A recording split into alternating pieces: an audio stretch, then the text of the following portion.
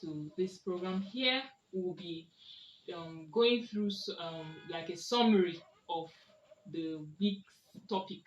During the week, we posted some topics, we posted notes on some topics, lecture notes on some topics, and we'll just do summary and answer possible questions, and if possible, add to it. You know, we cannot say everything, we cannot say all that we need to say. There are so many things to say, but we can't really say everything. But as God will help us, we'll just touch important things. And if you have questions, you can be free. Please feel free to ask whatever questions you have, and we'll be answering them. So the first day we're able to look at meet your hair, and in this topic we are able to look at the hair structure and its makeup. It's important for us to know our hair structure. If we know our hair structure, we'll be able to know how to handle it. We'll be able to know how to deal with it. And I remember we talked about how fragile our hair is and the rate of its growth, the general rate of its growth, which is 0.5 inches. And the hair is very, very fragile. And we talked about treating it or handling it gently, you know. And also we talked about the components of the hair. We said the hair consists of protein known as keratin. And we also said that we should eat more of protein diet and also some physical exercises like massaging the scalp is also very important for our hair growth and our hair health. All right, so that's been said for the day one. We would not want to take much of our time because we want to make this as short as possible. Day two, we looked at hair defines your look, and you all agree with me that hair defines your look. The kind of hairstyle you put on, the kind of hairstyle you're wearing defines your personality. When people see you, how neatly your hair is or how well kept your hair is, it already defines who you are to them. The next day we looked at hair types or hair texture. And we said it's important for us to know our hair texture. By knowing our hair texture, we'll be able to pick the right hair regimen. You know, we have four different categories or four different types of texture. And we have type 1, type 2, type 3, and type 4.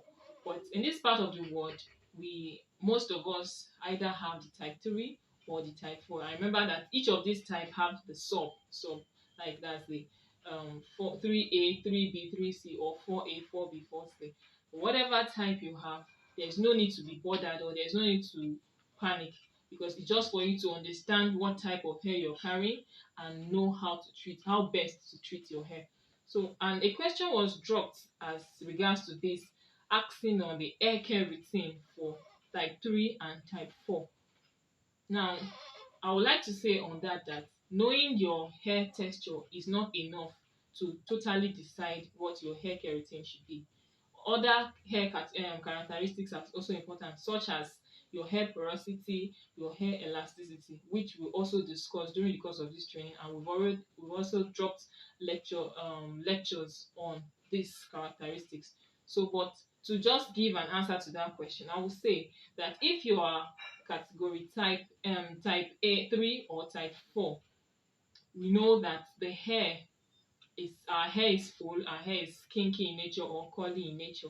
So what do we the most notable thing about this hair type is that the natural sebum or oil that is being produced by the sebaceous gland is not enough to oil or to cater for the entire hair strands, and that is the reason why we need to try external exogenous oils to help keep the hair in good condition, to ensure that the hair has oily environment. So we need to keep up with our moisturizing, we need to keep up with our hair protein treatment, since we know that our hair contains or is made up of proteins. We need to keep up with our protein treatment and other applications that will help maintain our hair. The next, we moved to hair porosity. Just like I said earlier, that hair porosity is also another very, very important characteristics of the hair when we want to determine our hair care routine.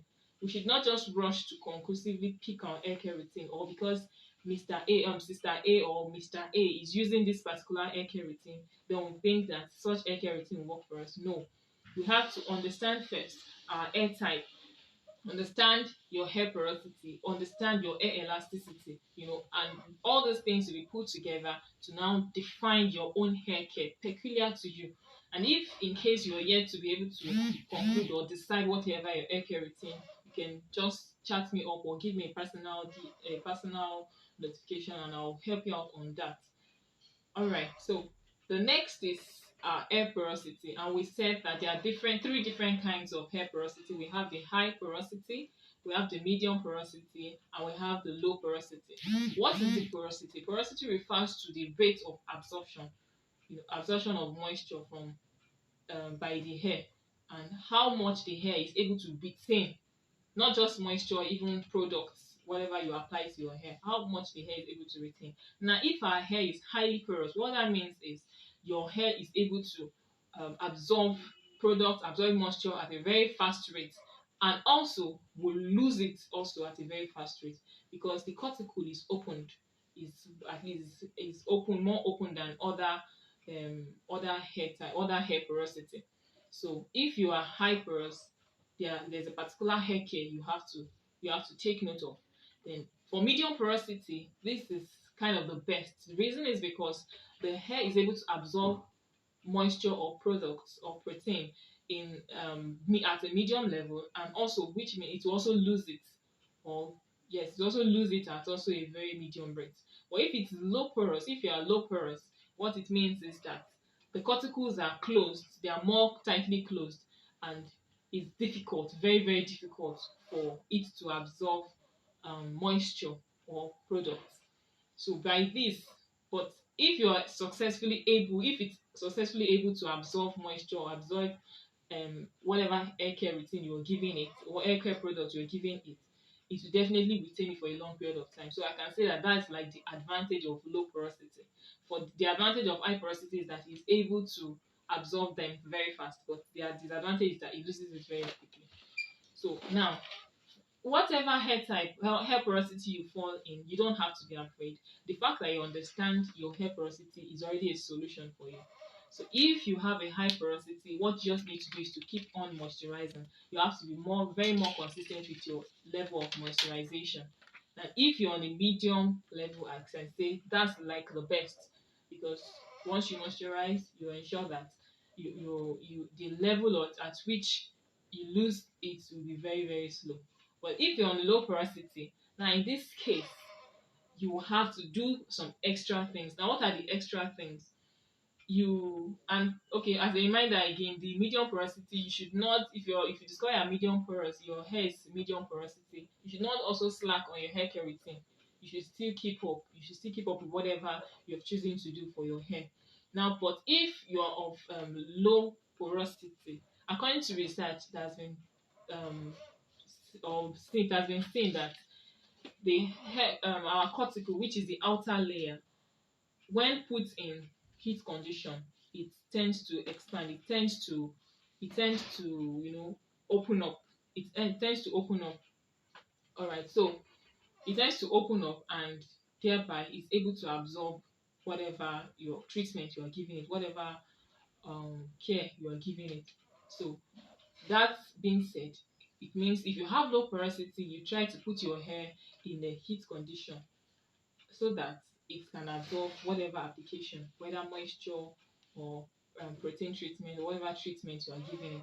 Once again, just like I said earlier when I started this video, I would love to apologize for using this account, for not using my own account.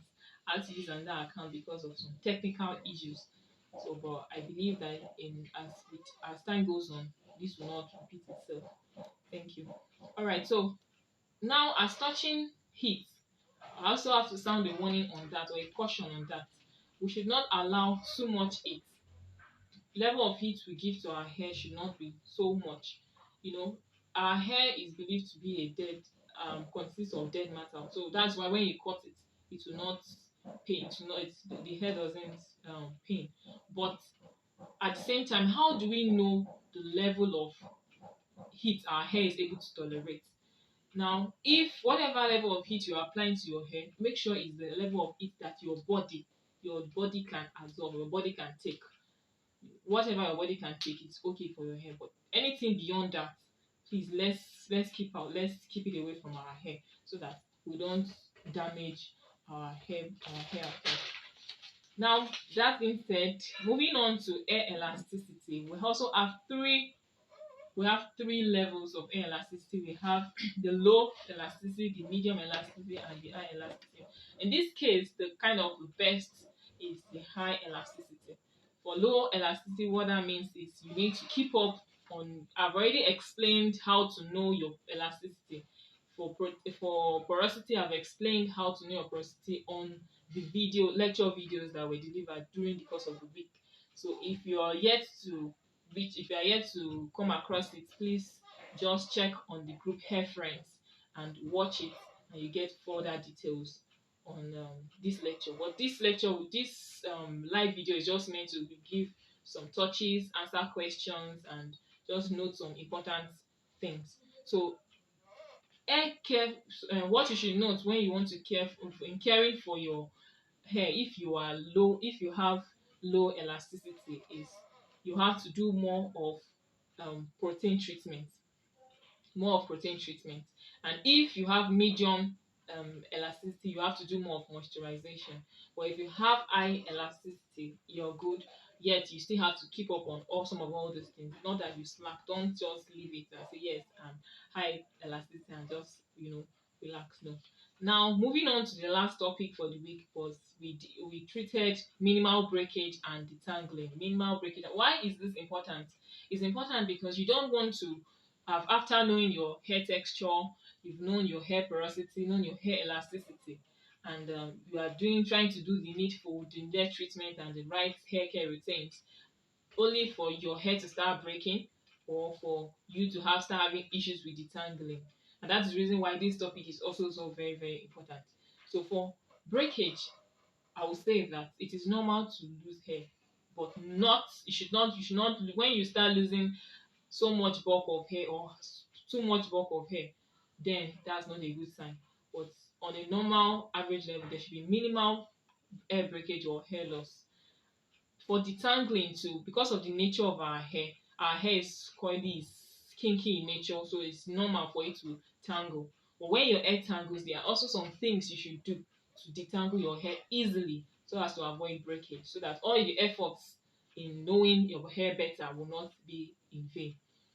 All right, so to reduce or minimize breakage, what you need to do is first you avoid sleeping with going to sleep with your hair uncovered. Try to cover your hair with maybe satin material or hair bonnet. Hair bonnet is popular. Everybody knows hair bonnet. Cover your hair with hair bonnet. What's the reason?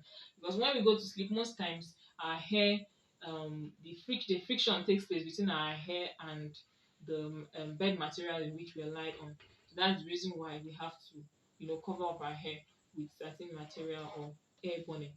Apart from that, too, when you want to comb your hair, try to moisten your hair. Your hair needs more of moisturization.